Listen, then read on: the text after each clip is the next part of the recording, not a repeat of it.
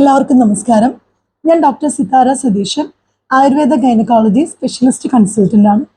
ഞാനിന്ന് നിങ്ങളോട് സംസാരിക്കുന്ന വിഷയം വന്ധ്യതയുടെ കാരണങ്ങളെക്കുറിച്ചും വന്ധ്യത ചികിത്സയിൽ ആയുർവേദത്തിനുള്ള ചികിത്സാ സാധ്യതകളെ പറ്റിയുമാണ്. എന്താണ് വന്ധ്യത അഥവാ ഇൻഫെർട്ടിലിറ്റി? സ്ത്രീയും പുരുഷനും തമ്മിൽ ഒരു വർഷത്തോളമായി അൺപ്രൊട്ടക്റ്റഡ് ആയിട്ടുള്ള ഒരു സെക്ഷൽ റിലേഷൻ ഉണ്ടായിരുന്നിട്ടും കുഞ്ഞുങ്ങൾ ഉണ്ടാവാത്ത അവസ്ഥയാണ് വന്ധ്യത അഥവാ ഇൻഫെർട്ടിലിറ്റി. എന്തൊക്കെയാണ് വന്ധ്യതയുടെ കാരണങ്ങൾ? സ്ത്രീ സംബന്ധമായ കാരണങ്ങൾ കൊണ്ടും പുരുഷ സംബന്ധമായ കാരണങ്ങൾ കൊണ്ടും സ്ത്രീയുടെയും പുരുഷന്റേതുമായ കാരണങ്ങൾ കൊണ്ടും അൺഎക്സ്പ്ലെയിൻഡ് ആയ മറ്റു ചില കാരണങ്ങൾ കൊണ്ടും വന്ധ്യത ഉണ്ടാകാം. വന്ധ്യതയുടെ കാരണങ്ങൾ എന്തെല്ലാമാണെന്ന് നോക്കുന്നതിന് മുമ്പ് ഒരു നോർമൽ മെൻസ്ട്രേഷൻ എന്താണെന്ന് മനസ്സിലാക്കാം. സാധാരണയായി ഒരു സ്ത്രീയിൽ 21 മുതൽ 35 ദിവസം കൂടുമ്പോൾ 4 മുതൽ 5 ദിവസം വരെ നീണ്ടു നിൽക്കുന്ന യൂട്രൈൻ ബ്ലീഡിങ്ങിനെയാണ് മെൻസ്ട്രേഷൻ എന്ന് പറയുന്നത്.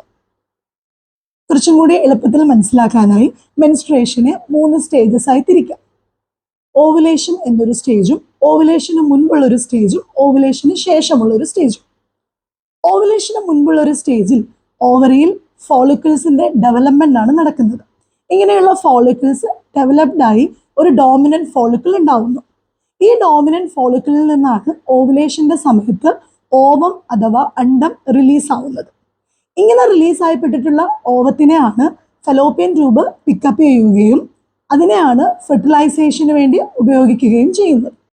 ഓവുലേഷൻ കഴിഞ്ഞതിനു ശേഷം ഓവറിയിൽ നിന്ന് റിലീസ് ചെയ്യുന്ന പ്രൊജസ്ട്രോൺ ഹോർമോണാണ് പിന്നീട് യൂട്രസിന്റെ ഗ്രന്ഥികളിൽ പ്രവർത്തിപ്പിച്ച് യൂട്രസിന്റെ എൻഡോമെട്രിയത്തിനെ ഒരു സെക്രീറ്ററി എൻഡോമെട്രിയമായി മാറ്റുന്നത്. ഏകദേശം 8 മുതൽ 10 മില്ലിമീറ്റർ വരെ തിക്നെസ് ഉള്ള ഒരു എൻഡോമെട്രിയത്തിൽ മാത്രമേ പ്രോപ്പർ ആയിട്ടുള്ള ഇംപ്ലാന്റേഷൻ നടക്കുകയുള്ളൂ. നമ്മളിപ്പോൾ പറഞ്ഞ ഈ 3 സ്റ്റേജുകളിലും എവിടെ തകരാറ് സംഭവിച്ചാലും അത് ഇൻഫെർട്ടിലിറ്റിക്ക് കാരണമാകും. ഇനി സാധാരണയായി കണ്ടുവരുന്ന ഫീമെയിൽ ഇൻഫെർട്ടിലിറ്റിയുടെ കാരണങ്ങൾ എന്തെല്ലാമാണെന്ന് നോക്കാം. ഏറ്റവും കൂടുതലായി കാണാറുള്ളത് ഓവുലേഷനുമായി ബന്ധപ്പെട്ടിട്ടുള്ള കാരണങ്ങളാണ്. ഉദാഹരണത്തിന് ശരിയായ രീതിയിൽ ഓവുലേഷൻ അഥവാ അണ്ടോൽപാദനം നടക്കാതെ ഇരിക്കുക.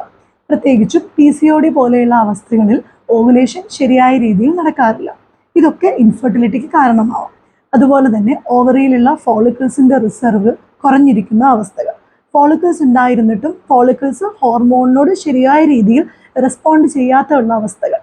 ഓവുലേഷൻ നടക്കുന്ന ചിലരിലാണെങ്കിലും ഓവുലേഷൻ നടന്നതിന് ശേഷം കോർപ്പസ് ലൂട്ടിയം ശരിയായി ഫോം ചെയ്യാത്തത് കൊണ്ട് പ്രൊജസ്ട്രോൺ ഹോർമോണിന്റെ സെക്രീഷനിൽ കാര്യമായ കുറവ് സംഭവിക്കുകയും അതുമൂലം ഉണ്ടാവുന്ന ഇംപ്ലാന്റേഷൻ ഫെയിലിയറുകൾ.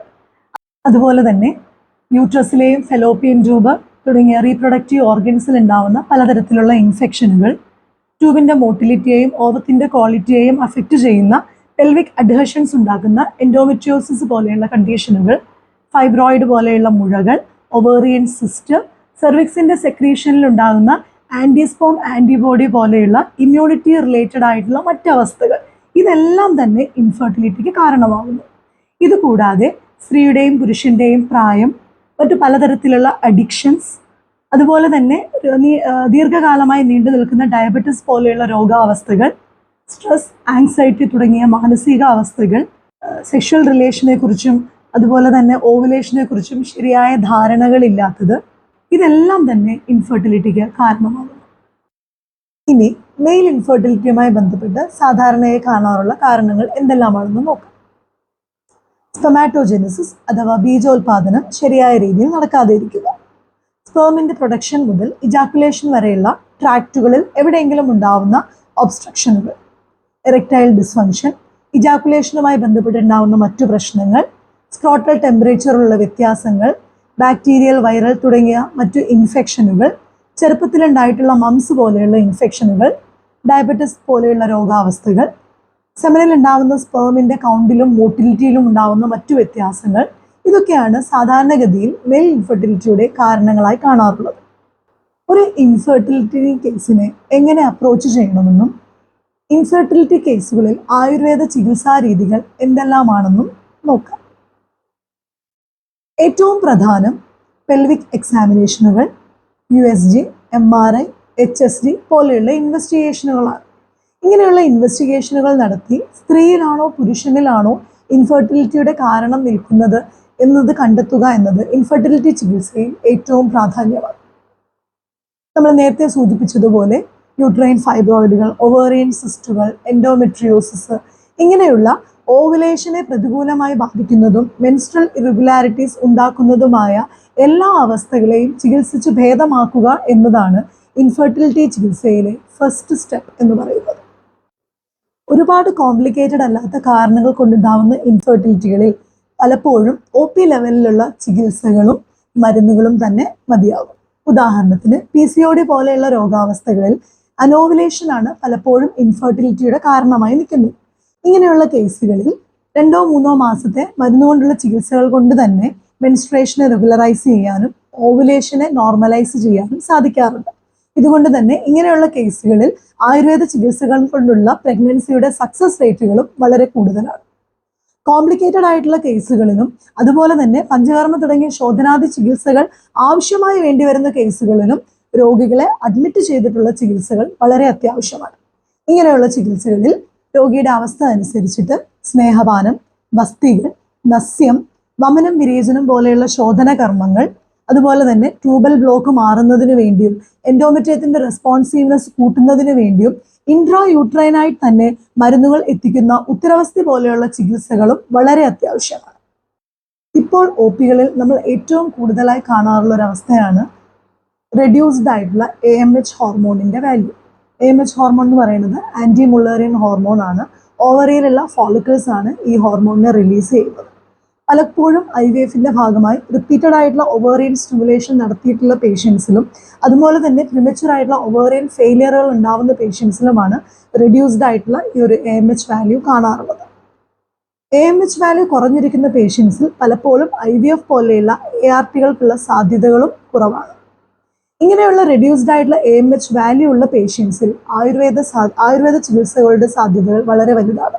പ്രത്യേകിച്ചും എള്ള്, ശതകുപ്പ തുടങ്ങിയ മരുന്നുകൾ അടങ്ങിയിട്ടുള്ള പ്രിപ്പറേഷനുകൾ, നേരത്തെ പറഞ്ഞതുപോലെയുള്ള പഞ്ചകർമ്മ ചികിത്സകൾ, ഉത്തരവസ്ഥി തുടങ്ങിയ ചികിത്സകൾ കൊണ്ട് തന്നെ മിക്കപ്പോഴും ഒരു 3 മാസം കൊണ്ട് തന്നെ AMH വാല്യൂവിൽ കാര്യമായിട്ടുള്ള ഇംപ്രൂവ്മെന്റ് കൊണ്ടുവരാൻ ആയുർവേദ ചികിത്സകൾക്ക് സാധിക്കാറുണ്ട്. അതുപോലെ തന്നെ ലൂട്ടിയൽ ഫേസ് ഡിഫക്റ്റ് കൊണ്ടുണ്ടാവുന്ന റിപ്പീറ്റഡ് ആയിട്ടുള്ള പ്രഗ്നൻസി ലോസ് കേസുകളിലും റിപ്പീറ്റഡ് ആയിട്ടുള്ള IVF ഫെയിലിയർ ഉണ്ടാവുന്ന കേസുകളിലും ആയുർവേദ ചികിത്സകൾക്ക് വലിയ സാധ്യതയുണ്ട്. ആയുർവേദ ചികിത്സകൾ കൊണ്ട് ബോഡിയുടെ മെറ്റബോളിസത്തിനെ റെഗുലേറ്റ് ചെയ്യാനും പഞ്ചകർമ്മ ചികിത്സകൾ ബോഡിയെ ക്ലെൻസ് ചെയ്ത് സ്പെർമിൻ്റെയും ഓവത്തിൻ്റെയും ക്വാളിറ്റിയെ ഇംപ്രൂവ് ചെയ്യുകയും ഉത്തരവസ്ഥി പോലെയുള്ള ചികിത്സകൾ കൊണ്ട് യൂട്രസിലുള്ള എൻഡോമെട്രിയത്തിൻ്റെ റെസ്പോൺസ് കൂട്ടാനും ആയുർവേദ ചികിത്സകൾക്ക് സാധിക്കുന്നു. IVFന് തയ്യാറെടുക്കുന്ന കപ്പിൾസിൽ ശരിയായ രീതിയിൽ ചെയ്തിട്ടുള്ള ആയുർവേദ ചികിത്സകൾ IVFന്റെ സക്സസ് റേറ്റിനെ കൂട്ടുന്നതിൽ വലിയ പങ്ക് വഹിക്കുന്നുണ്ട്. ഇതുപോലെ തന്നെയാണ് മെയിൽ ഇൻഫെർട്ടിലിറ്റിയിലും. പ്രത്യേകിച്ചും ഒലിഗോസ്പെർമിയ, അസ്തേനോസ്പെർമിയ, എറക്ടൈൽ ഡിസ്ഫങ്ഷൻ തുടങ്ങിയ സെക്ഷൽ ഡിസ്ഫങ്ഷൻ ഇങ്ങനെയുള്ള എല്ലാ കേസുകളിലും ഇതിൽ പറഞ്ഞ പഞ്ചകർമ്മ പോലെയുള്ള ചികിത്സകളും ഇന്റേണൽ ആയിട്ടുള്ള മെഡിസിൻസും കൊണ്ട് ഏകദേശം 3 മാസം കൊണ്ട് തന്നെ ആയുർവേദ ചികിത്സകൾക്ക് വലിയ രീതിയിലുള്ള ഇംപ്രൂവ്മെന്റുകൾ ഉണ്ടാക്കാൻ സാധിക്കാറുണ്ട്. ചുരുക്കി പറഞ്ഞാൽ പ്രധാനമായും 5 ഘടകങ്ങളെയാണ് ആയുർവേദ ചികിത്സ ഇൻഫെർട്ടിലിറ്റി മാനേജ്മെന്റിൽ ശ്രദ്ധിക്കുന്നത്. ഋതു, ക്ഷേത്ര, അമ്പു, ബീജ, മാനസിക ഭാവങ്ങൾ. ഋതു എന്നതുകൊണ്ട് ഉദ്ദേശിക്കുന്നത് ശരിയായ രീതിയിൽ നടക്കുന്ന ഓവുലേഷനെയാണ്. ക്ഷേത്രം എന്നതുകൊണ്ട് ഉദ്ദേശിക്കുന്നത് നോർമൽ ഫങ്ഷനിങ് ആയിട്ടുള്ള ഒരു റീപ്രൊഡക്റ്റീവ് ഓർഗൻസം.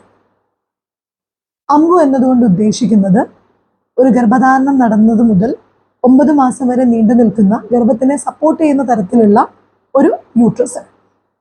ബീജം എന്നതുകൊണ്ട് ഉദ്ദേശിക്കുന്നത് ക്വാളിറ്റിയുള്ള സ്പെർമിനെയും ഓവത്തിനെയും. ഈ 4 ഘടകങ്ങളും ശരിയായാൽ മാത്രമാണ് അത് സക്സസ്ഫുൾ ആയിട്ടുള്ള ഒരു പ്രഗ്നൻസിക്ക് കാരണമാവുകയുള്ളൂ. സൗമനസ്യം ഗർഭധാരണാനം ശ്രേഷ്ഠം എന്നാണ് ആയുർവേദം കരുതുന്നത്. ഈ 4 ഘടകങ്ങൾ ശരിയായാലും പ്രഗ്നൻസിക്ക് തയ്യാറെടുക്കുന്ന സ്ത്രീയുടെയും പുരുഷന്റെയും മാനസിക അവസ്ഥയ്ക്ക് പ്രഗ്നൻസിയിൽ വളരെ വലിയ പങ്കുണ്ട്. ഈ 5 ഘടകങ്ങളെയും ശരിയാക്കുന്നത് വഴി സക്സസ്ഫുൾ ആയിട്ടുള്ള ഒരു പ്രഗ്നൻസിക്ക് ആയുർവേദ ചികിത്സ വഴിയൊരുക്കുന്നു. ഇൻഫെർട്ടിലിറ്റിയെക്കുറിച്ചും ഇൻഫെർട്ടിലിറ്റി ചികിത്സയിൽ ആയുർവേദത്തിനുള്ള സാധ്യതകളെക്കുറിച്ചും മനസ്സിലാക്കുവാനും ഈ വീഡിയോ സഹായകമാകുമെന്ന് പ്രതീക്ഷിക്കുന്നു. കൂടുതൽ വിവരങ്ങൾക്ക് മുകളിൽ കാണുന്ന നമ്പറിൽ കോൺടാക്റ്റ് ചെയ്യുക. നന്ദി, നമസ്കാരം.